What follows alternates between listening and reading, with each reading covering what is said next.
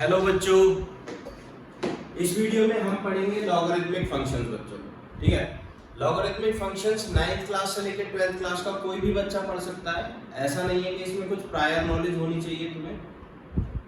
तो 9th class से लेकर 12th क्लास का बच्चा कोई भी पढ़ सकता है और उसके बेसिक क्वेश्चंस कोई भी लगा सकता है। ये जेईई के लिए बहुत ही इंपॉर्टेंट टॉपिक है और इसको हम यहाँ स्लोली कवर करेंगे सारा। ठीक है, 12th क्लास के बच्चों को इसके बारे में बहुत कुछ पता होगा, बट टोटल सारी जानकारी नहीं होगी जो बच्चे सीबीएसई की प्रिपरेशन में। ठीक है, तो जो बच्चे आईआईटी के लिए प्रिपेयर कर रहे हैं उनके लिए ये स्पेशल है। तो देखो, सबसे पहले देख लेते हैं लॉगरिथमिक फंक्शंस क्या होते हैं। हम उनको ऐसे रिप्रेजेंट करते हैं, log base a b = c। ये लिखने का तरीका होता है, यहाँ पर जो ये log में नीचे की क्वांटिटी होती है इसको हम कहते हैं बच्चों बेस ऑफ log। ठीक है, इसको बोलते हैं बेस ऑफ log। b वो क्वांटिटी है जिसपे log a अप्लाई हो रहा है और c हमारा रिजल्ट निकल के आ रहा है। ठीक है, लॉगरिथमिक को शॉर्ट में हम log लिखते हैं। ये एक फंक्शन है जहां हम b की वैल्यू डालेंगे और c की वैल्यू आ जाएगी। ठीक है, तो इसमें अब रिलेशन क्या होता है और ये वैल्यू कैसे निकाल के देता है ये देख लेते हैं। जब भी तुम्हारा log a b = c लिखा हुआ हो तो उसका मतलब ये होता है बच्चों कि अगर हम a की पावर c चढ़ाएंगे तो हमारा आंसर b आ जाएगा। देखो, ये बेस है, बेस की पावर c चढ़ाएंगे तो b आंसर आ जाएगा। जैसे कि मैं अगर यहां पर लिखूं log 2 और यहां पर 8 लिखूं तो आंसर आएगा हमारा पावर में आंसर आएगा, मतलब कि 2 की पावर कितनी चढ़ाएं कि 8 आ जाए। हमें पता है बच्चों 2 की पावर अगर 3 चढ़ाएंगे तो 8 आ जाएगा। ठीक है, तो ऐसे ही हम और देख लेते हैं एक और एग्जांपल। 6 यहाँ 36 = तो 6 की पावर कितनी चढ़ाएंगे कि 36 आ जाए 2। तो 6 की पावर 2 = 36। तो अब तुम्हें हल्का आइडिया लग गया होगा कि बेटा कि बच्चों जब log a भी लिखा हुआ हो और वो c के इक्वल हो तो उसका मतलब क्या होता है। ठीक है, अब इसमें कुछ प्रॉपर्टीज है, कुछ लिमिटेशंस है, वो देख लेते हैं। तो बच्चों जो सबसे पहली चीज है इसमें log में, वो तुम्हें ये पता होनी चाहिए कि log कभी भी नेगेटिव वैल्यूज पे अप्लाई नहीं होता है। तो ये जो a और b की वैल्यू है ये दोनों हमेशा पॉजिटिव होनी चाहिए। ठीक है, तो नेगेटिव के लिए कभी अप्लाई नहीं होगा, तो a और b हमेशा पॉजिटिव होनी चाहिए। पहली बात ये, अगर तुम नेगेटिव पे log अप्लाई कर रहे हो तो वो गलत होगा, वहां से कोई आंसर नहीं आएगा। ठीक है, और जो a की वैल्यू है बच्चों वो 1 नहीं हो सकती। ठीक है, दूसरी कंडीशन ये है कि a की वैल्यू 1 नहीं हो सकती। a से मेरा मतलब बेस से है कि log के बेस में कभी भी 1 नहीं आएगा बच्चों। ठीक है, तो यहाँ log के बेस में 1 नहीं आएगा। तो अब देख लेते हैं इससे गड़बड़ क्या हो जाएगी। जैसे फॉर एग्जांपल हमसे पूछा जाए कि log अगर उसके बेस में 1 है, मैं एक कंडीशन दे रहा हूं कि अगर हमारा बेस 1 हो गया तो प्रॉब्लम क्या आएगी। तो हम यहाँ देख सकते हैं कि यहाँ पर अगर log 1 है और मैं यहाँ पर कोई भी वैल्यू लूं तो 5 ले लेता हूँ, तो 1 की पावर में कुछ भी चढ़ाऊंगा ना तो 5 नहीं आएगा, तो इसका आंसर आ ही नहीं सकता। ठीक है, तो log 1 किसी के लिए डिफाइन नहीं होगा, सिर्फ 1 के लिए डिफाइन होगा, जब 1 के लिए। ठीक है, तो यहाँ पर 1 की पावर 1 चढ़ाएंगे तो 1 आ जाएगा, बट उसका कोई मतलब नहीं है।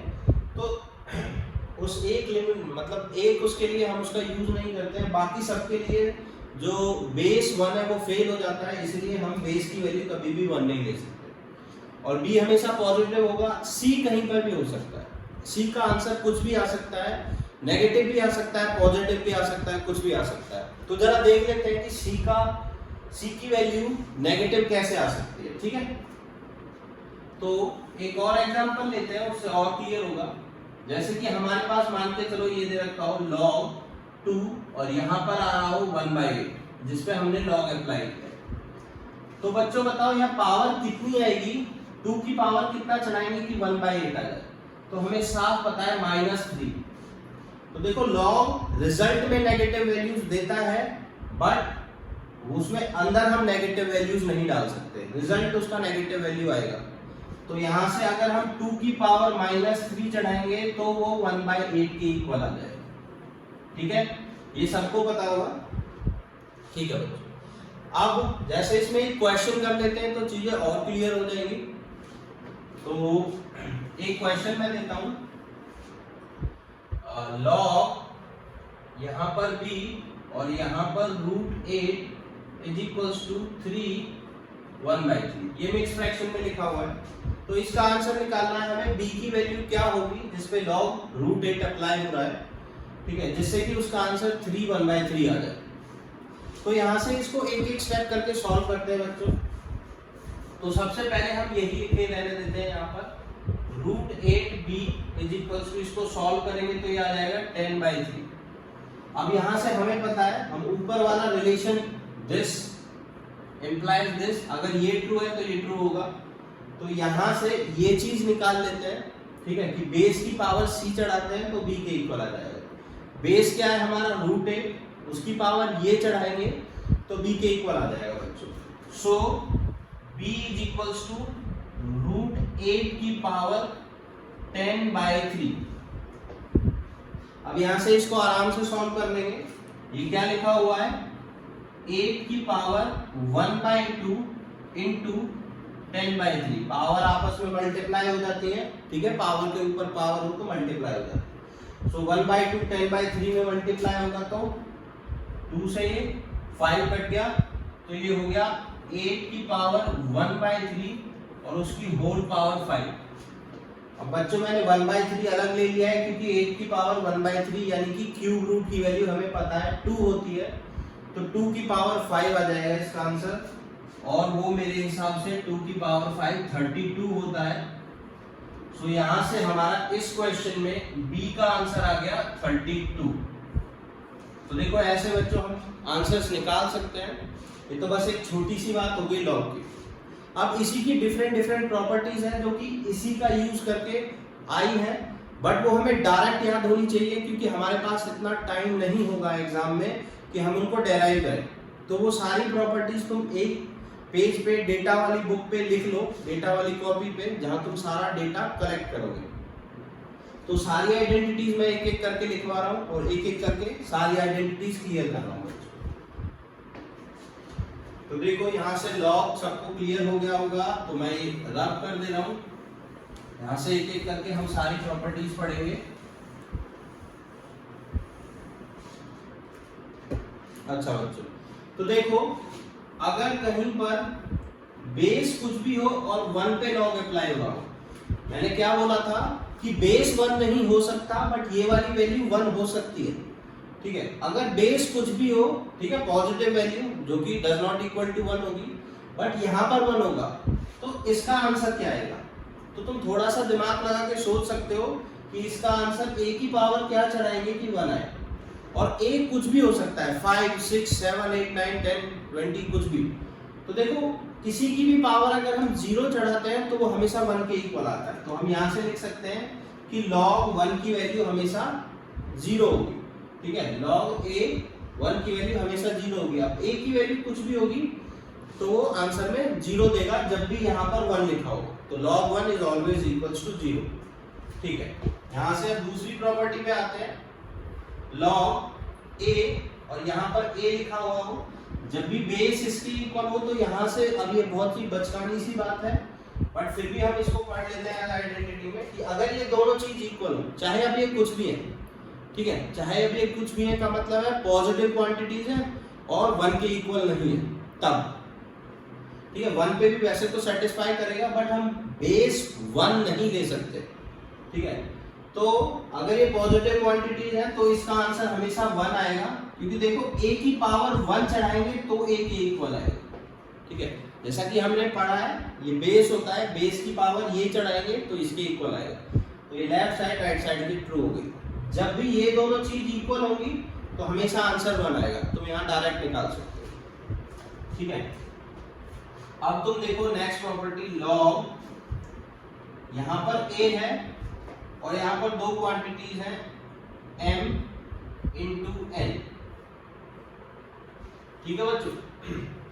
यहाँ पर दो क्वांटिटीज है log m इंटू n, तो इसको हम लिख सकते हैं log a m plus log a n, और ये बोथ क्वांटिटीज पॉजिटिव क्वांटिटीज होनी चाहिए, वरना लॉग डिफाइन नहीं होगा। ठीक है बच्चों, तो हम इसको तोड़ के ऐसे log m और log n लिख सकते हैं। जैसे कि फॉर एग्जांपल ले लेते हैं हम, यहाँ log, यहाँ 2 लिखा हुआ है और यहाँ पर है हमारे पास 16। ठीक है, तो 16 को हम क्या लिख सकते हैं, हमें पता है इसका आंसर 4 आना चाहिए, 2 की पावर 4 चढ़ाएंगे तो इसके इक्वल। ठीक है, बट थोड़ा इस तरीके से भी देखते हैं, अगर ये प्रोडक्ट में लिखा हुआ हो ऐसे, तो 16 की जगह हम यहाँ लिख लेते हैं 2 into 8, बात वही है सेम बिल्कुल, और जरा अप्लाई करने की कोशिश करते हैं। तो यहां से हमारा आंसर आएगा log 2 प्लस log 2 8। तो 2 पे log अलग अप्लाई हो गया, 8 पे अलग अप्लाई हो गया। ठीक है, तो यहां से हम आंसर निकाल सकते हैं log 2 log 2 8। 2 की वैल्यू अभी मैंने बताई 1 आएगा, और 2 की पावर 3 चढ़ाएंगे तो 8 आएगा, तो ये 1 प्लस 3 4 के इक्वल आ जाएगा। तो इसका आंसर आएगा 1 plus 3 that is equals to 4, और हमें पता है इनिशियली हमारा आंसर 4 ही था। ठीक है, तो ये आइडेंटिटी एकदम ट्रू है, तो ये याद कर लेंगे। ठीक है, नेक्स्ट आइडेंटिटी बच्चों ये है log a m by n।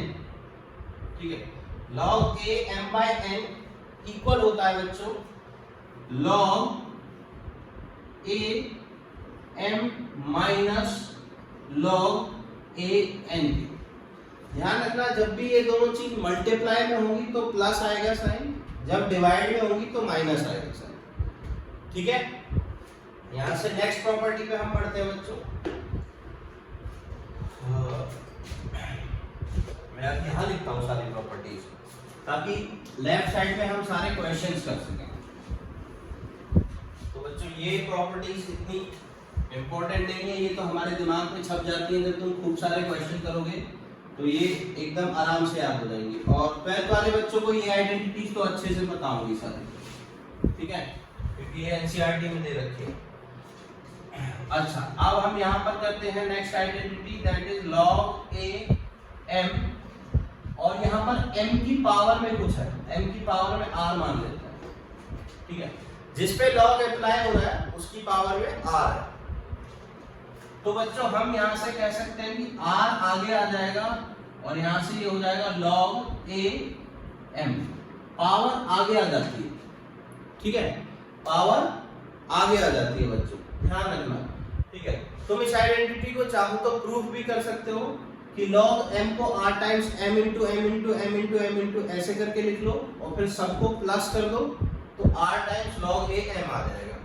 ठीक है, कहने का मेरा मतलब क्या है, तुम्हें अगर ये प्रूफ करनी है तो तुम ऐसे लिख सकते हो log a m into m into m into m up to कितने बार, r टाइम्स। ठीक है, r टाइम्स। अब हम इन सब में वही वाली प्रॉपर्टी लगा देंगे जो मल्टीप्लिकेशन की प्रॉपर्टी है, कि सारे मल्टीप्लाई वाले ऐड हो जाते हैं। तो log a m plus log a m plus log a m कितनी बार आएगा, r टाइम्स। तो सारे एक जैसे आएंगे तो सारे ऐड होके r times of log a m हो जाएगा। तो यहां से ये वाली आइडेंटिटी प्रूफ हो जाएगी हमारा। ठीक है, ओके बच्चों, अब नेक्स्ट आइडेंटिटी पे चलते हैं कि अगर बेस की पावर में कुछ होगा तो कैसे, तो वो क्या होगा। जैसे कि यहाँ पर ये था, अब हम यहाँ पर बेस log a की पावर में r चढ़ाएंगे, m इज इक्वल्स टू, अब देखो बेस की पावर में r होगा जब भी, तो वो डिनोमिनेटर में बाहर आएगा, तो 1/r log a m। ठीक है, तुम ये आइडेंटिटी भी प्रूफ कर सकते हो, बट उसके लिए तुम्हें एक आइडेंटिटी और पता होनी चाहिए जो हम अभी पढ़ेंगे। ठीक है, वो आइडेंटिटी है इनका इंटरचेंज। तो जब भी बच्चों तुम्हारे पास ऐसे लिखा हुआ हो log a m, तो उसको तुम एक तरीके से और लिख सकते हो।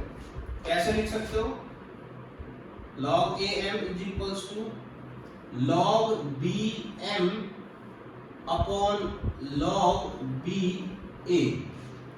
ठीक है, ऐसे लिख सकते हो, यहाँ पर b कुछ भी हो सकता है, एनी पॉजिटिव क्वांटिटी 2, 5, 6, 8, बट ध्यान रखना यहाँ पर b लिया है तो यहाँ पर भी b ही आएगा, ठीक है।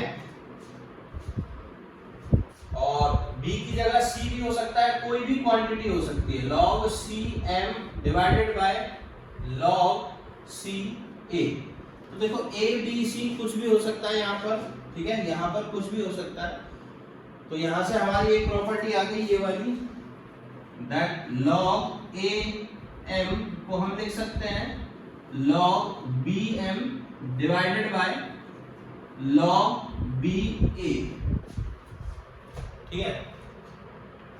ध्यान रखना यहाँ तुम अपनी मर्जी से कोई भी क्वांटिटी ले सकते हो, कोई भी इंटीजर, कोई भी नंबर, ठीक है। नेगेटिव नंबर नहीं ले सकते, ध्यान रखना, वरना और 1 नहीं ले सकते, बाकी सबके लिए ये ट्रू होगा, ठीक।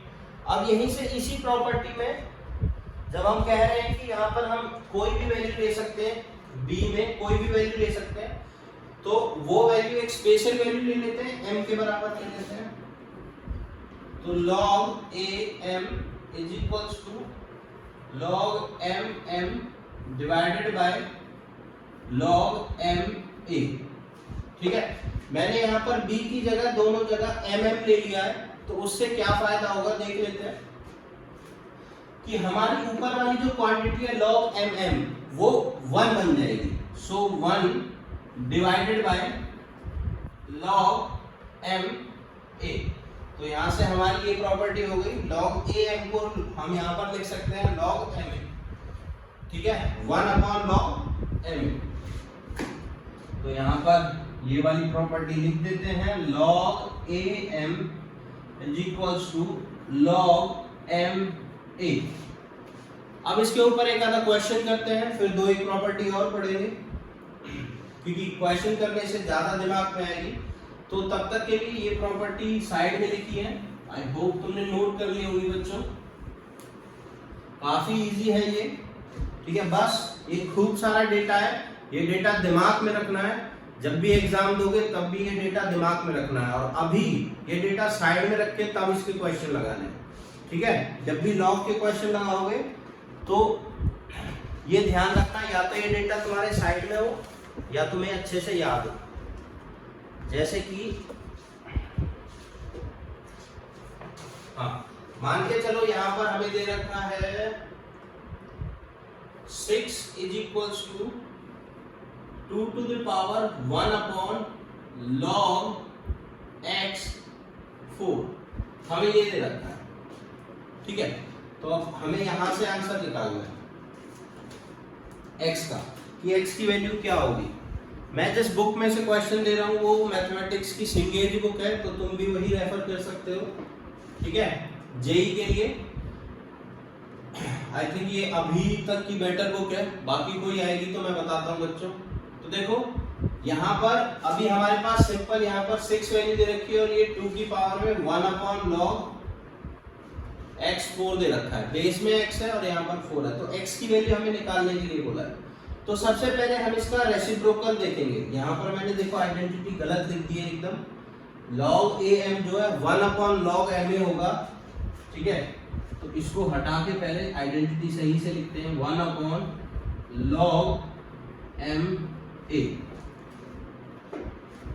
ठीक है बच्चों।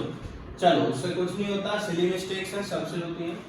तो यहाँ पर देखो, अब यहीं पर पहले हम इसको रेसिप्रोकल से ऊपर लाने की कोशिश करेंगे इस आइडेंटिटी से।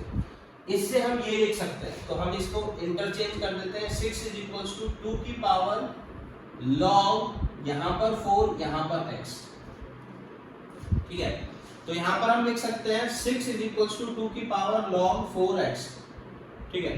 अब यहाँ से हम क्या करेंगे, या तो हम बोथ साइड log ले सकते हैं, या फिर यहाँ से देखो यहाँ पर एक आइडेंटिटी और लग रही है, वो आइडेंटिटी मैंने भी यहाँ लिखवाई नहीं, बट वो आइडेंटिटी की हमें जरूरत भी नहीं पड़ेगी शायद, तो हम यहीं से लिख देते हैं। देखो जैसे कि मान के चलो इसको सॉल्व करके कितना आएगा, पहले इसको सॉल्व कर लेते हैं, ठीक है। तो इसको सॉल्व करके मान के चलो 2 की पावर, एक मिनट, इसको यहीं सॉल्व करते हैं हम लोग।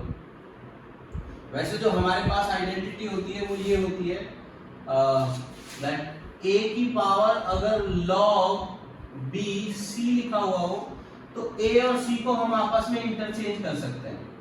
ठीक है, तो हम इसी को लिख सकते हैं सी की power log c, base same रहेगा बी ए, तो ए और सी आपस में इंटरचेंज हो जाएंगे। ठीक है, ए और सी आपस में इंटरचेंज हो जाएंगे अगर ये प्रॉपर्टी है। तो हम इसको एक सेकेंड, अभी हम ये प्रॉपर्टी प्रूफ करेंगे। ठीक है, तो तब ये क्वेश्चन एक सेकेंड में हो जाएगा। देखो 2 और x को आपस में इंटरचेंज कर लो बाय दिस प्रॉपर्टी।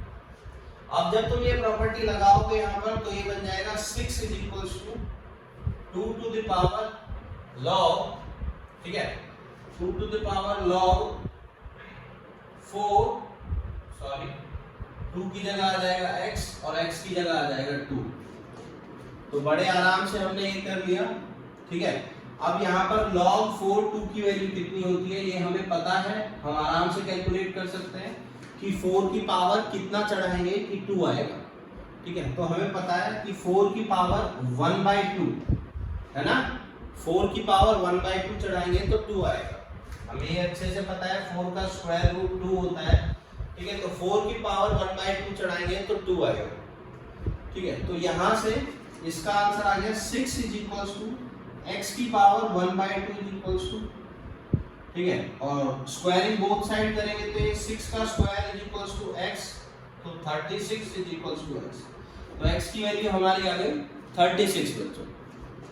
ठीक है, तो ऐसे करके ये वाला क्वेश्चन हमारा सॉल्व हो गया। अगर ये प्रॉपर्टी हमें नहीं पता है तो ये क्वेश्चन बहुत लंबा जाता। ठीक है, वैसे हम बोथ साइड लॉग लेके भी कर सकते थे उस टाइम पे, बट वो बहुत लंबा हो जाता क्वेश्चन। ठीक है, चलो अगर हमें ये प्रॉपर्टी नहीं पता है तो कैसे करते हैं, तो तुम बोथ साइड लॉग ले लेते हैं बेस में 6 का। ठीक है, बेस में 6 का लॉग ले लेते हैं और आंसर आ जाता है। अच्छा, अभी ये प्रॉपर्टी हम प्रूफ कर लेते हैं।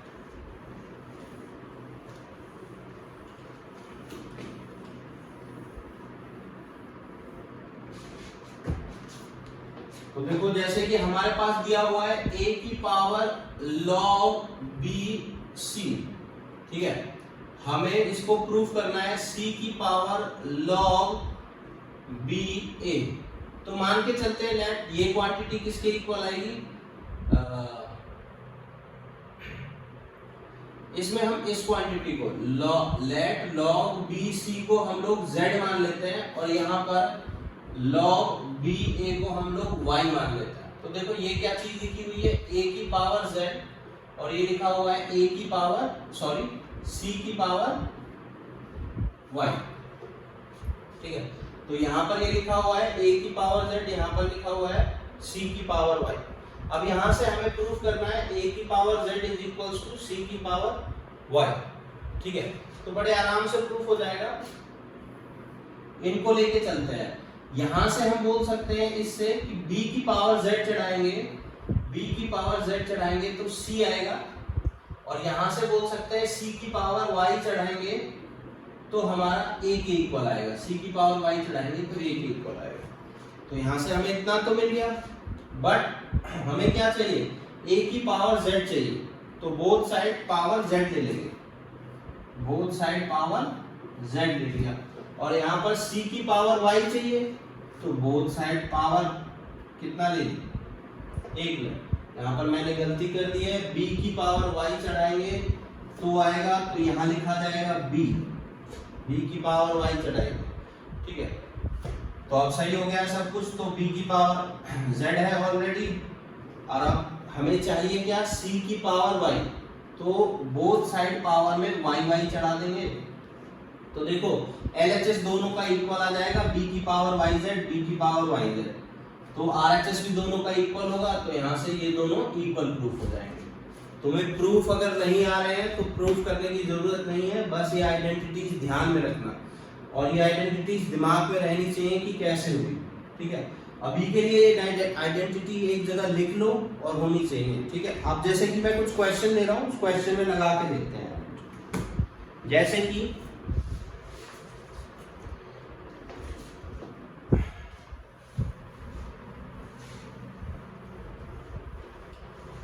अब बच्चों हम यहाँ एक क्वेश्चन लेते हैं, दैट क्वेश्चन इज 81 की पावर 1 अपॉन log 5 3 प्लस 27 की पावर log 9 36 प्लस 3 की पावर 4 अपॉन log 7 और यहाँ पर 9। ठीक है बच्चों, तो देखो और इसका आंसर 890 आना चाहिए, 890 आंसर आना चाहिए। तो आंसर पे हम बाद में फोकस करेंगे, पहले हम देख लेते हैं कि इस क्वांटिटी का आंसर कैसे निकालेंगे। तो सबसे पहले जब भी तुम्हारे पास रेसिप्रोकल में लॉग हो तो ये वाली आइडेंटिटी लगाना। ठीक है, तो देखो इसको हम लिख सकते हैं 81 की पावर लॉग, ये दोनों इंटरचेंज हो जाएंगे 3 5 प्लस यहाँ पर वही सेम आइडेंटिटी लगेगी, 27 इधर चला जाएगा, 36 इधर आ जाएगा। ठीक है, तो 36 की पावर log 9 27। मैं ऐसा क्यों कर रहा हूं, देखो कहीं ना कहीं 9 की पावर में 27 आता है, 3 की पावर में 81 आता है, तो यहाँ पर 5 और 81 को इंटरचेंज करेंगे। मुझे साफ साफ दिख रहा है 3 और 9 में रिलेशन है, तो इनको एक साथ करें। सबसे पहले इसको ऊपर ले जाते हैं, तो 3 की पावर 4 ये ऊपर गया तो बन जाएगा log 7 9, सॉरी log 7 9 ये ऑलरेडी है तो ये 9 7 बन जाएगा। ठीक है बच्चों, तो ये 9 यहाँ पर 7, बेस और वैल्यू आपस में इंटरचेंज हो जाएंगे।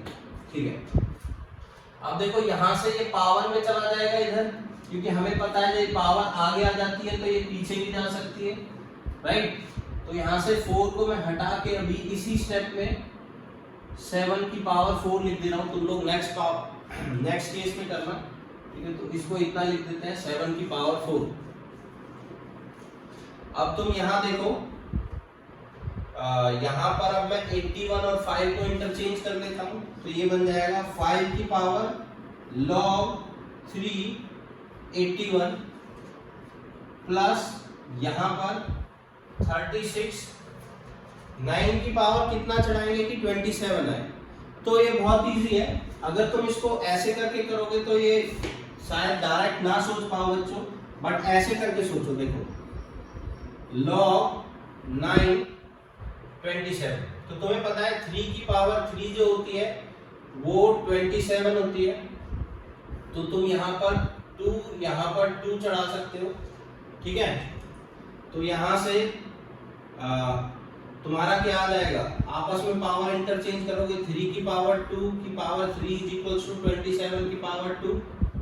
ठीक है, ऐसे करके अब क्या आ जाएगा, ये 9 की पावर 3 इज इक्वल्स टू 27 की पावर 2 होती है, 2 को इधर ले आओ तो 9 की पावर 3/2 इज इक्वल्स टू 27, इतना आंसर आ जाएगा। तो 9 की पावर 3/2 चढ़ाएंगे तो 27 आ जाएगा। बट अगर तुम्हें वैसे नहीं आ रहा है तो तुम ऐसे कर सकते हो, देखो दोनों को स्मॉलेस्ट पावर में तोड़ लो। तो 9 क्या लिखा हुआ है 3 की पावर 2, 27 क्या लिखा हुआ है 3 की पावर 3। तो मैंने तुम्हें बताया है जब भी बेस की पावर होगी, जैसे कि बेस की पावर है तो 1 अपॉन रेसिप्रोकल में आ जाएगी यहाँ पर r, a की पावर r, और m की पावर r होती है तो ऊपर आ जाती है। तो यहाँ से 2 आगे आ जाएगा, 3 ऊपर आ जाएगा, तो ये बन जाएगा 36 की पावर 3/2 log 3 फिर भी हमारा आंसर वही आ रहा है, 9 की पावर 3/2 चढ़ाएंगे तो 27 आएगा।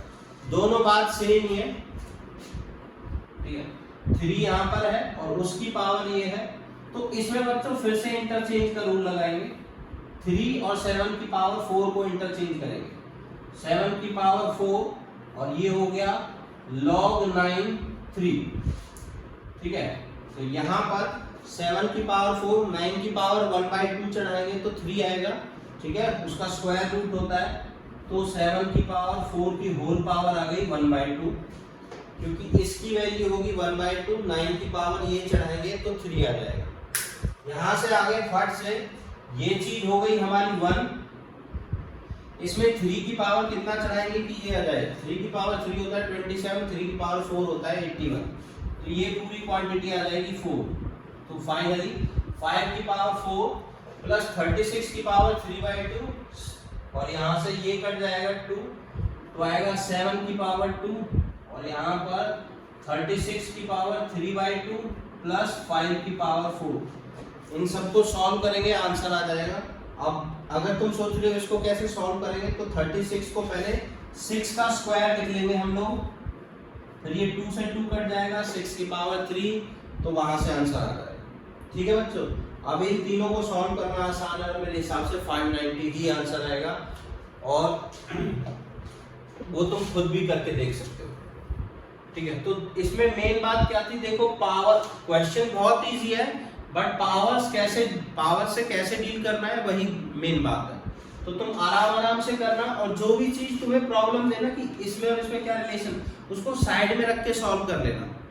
ठीक है, हमेशा आपस में पावर जब भी तुम ऐसा नहीं कैलकुलेट कर पाओ कि 9 की पावर 26 में क्या रिलेशन आएगा तो तुम उनको स्मॉलेस्ट पॉसिबल नंबर्स में तोड़ लेना। जैसे कि 9 भी 3 का मल्टीपल है और 27 भी 3 की पावर में आता है, तो दोनों को 3 की पावर के उसमें लिख लिया, पावर्स को आगे ले गए, बेस की पावर डिनोमिनेटर में गई 2 और जो ऊपर वाली वैल्यू होती है इसकी पावर न्यूमरेटर में जाती है तो 3/2।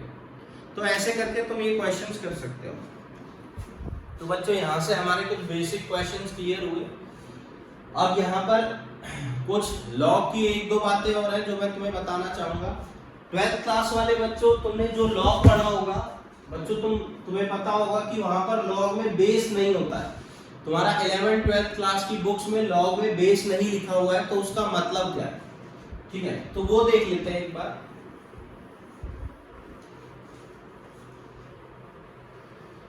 तो 11th 12th वाले बच्चों के लिए है ये, और ये एक्चुअली सबके लिए ही है कि जहां पर भी तुम्हारा लॉग में बेस ना हो तो उसका मतलब क्या है। मैथ्स में एनसीईआरटी में सब जगह ऐसे लिखा हुआ हो तो उसका मतलब है कि उसका बेस होगा ई, स्मॉल ई। ये ई क्या होता है, ये एक इरेशनल नंबर होता है। ठीक है, पाई की तरह ही होता है और इसकी वैल्यू जो होती है फिक्स होती है, वो होती है 2.718281828 कुछ ऐसे करके। ठीक है, तुम्हें बस एग्जैक्ट वैल्यू याद नहीं रखनी, जैसे कि पाई की हमें एग्जैक्ट वैल्यू याद नहीं है। ठीक है, उसकी हम 3.14 अप्रॉक्स वैल्यू ले लेते हैं, तो ऐसे ही इसकी 2.71 अप्रॉक्स वैल्यू ले सकते हो। और ये तुम्हें सॉल्व करने के लिए कभी नहीं बोला जाएगा, इसकी टेबल दी जाएगी तुम्हें, वहां से तुम वैल्यू देख के लिख सकते हो। वो टेबल दिखाना, वो टेबल भी केमिस्ट्री में यूज होगी, मैथ्स में यूज नहीं होगी। ठीक है, क्वेश्चन कुछ इस तरीके से होगा कि जैसे कि ई को यूलर नंबर भी बोलते हैं, यूलर्स नंबर। ठीक है, और जैसे कि क्वेश्चन कुछ इस तरीके से होगा, log e स्क्वायर इसकी वैल्यू बताओ, तो e की पावर कितना चढ़ाएंगे कि ये आए, या तो फिर तुम 2 को आगे ले जा सकते हो या फिर ऐसे लिख सकते हो log e 1। ठीक है, ये 1 हो जाएगा, आगे 2 है तो 1 × 2 आंसर आएगा 2। तो तुम्हें वो पार्टिकुलर सॉल्व करने के लिए नहीं देगा किसी नंबर के लिए अगर ये लिखा हुआ है तो। ठीक है, और इस लॉग को, ऐसे लॉग को जिसमें बेस में e होता है, उस लॉग को कहते हैं नेचुरल लॉग, नेचुरल लॉग। ठीक है, और उसको ऐसे भी डिनोट करते हैं ln, खाली ln लिख देंगे नेचुरल लॉग, और यहाँ पर जिसके भी ऊपर वो अप्लाई हो रहा हो lnx। तो ये बातें बच्चों तुम्हें पता होनी चाहिए। अभी इसमें हमारी बहुत सारी चीजें रह गई हैं, जैसे कि डोमेन, रेंज। डोमेन और रेंज हम एक बार जब फंक्शंस चैप्टर पढ़ लेंगे तो पढ़ेंगे। इसका ग्राफ रह गया है। ठीक है, और इसको इनइक्वालिटी में कैसे यूज करेंगे वो भी रह गया। उससे पहले हमें इनइक्वालिटी पढ़नी पड़ेगी, उसके बाद हम पढ़ेंगे, तो इनइक्वालिटी चैप्टर में वो कवर हो जाएगा। ग्राफ चैप्टर्स में लॉग का ग्राफ कवर हो जाएगा। ठीक है, और डोमेन और रेंज यानी कि फंक्शंस चैप्टर में हमारी इसकी डोमेन और रेंज कवर हो जाएंगे। उसके अलावा इसमें कुछ भी नहीं है, जो भी बचा हुआ है वो यहाँ पर है। और बच्चों इसके कुछ क्वेश्चंस मैं नीचे कमेंट बॉक्स में डिस्क्रिप्शन में डाल देता हूँ, वहां से डाउनलोड करके प्रैक्टिस कर लेना, जो कि सिर्फ इन्हीं आइडेंटिटीज पे बेस्ड होंगे। जो क्वेश्चन तुमसे ना हो बच्चों मुझे बताओ, मैं उसकी हिंट डाल दूंगा। ठीक है, तो चलो बाय बाय, नेक्स्ट वीडियो में मिलते हैं।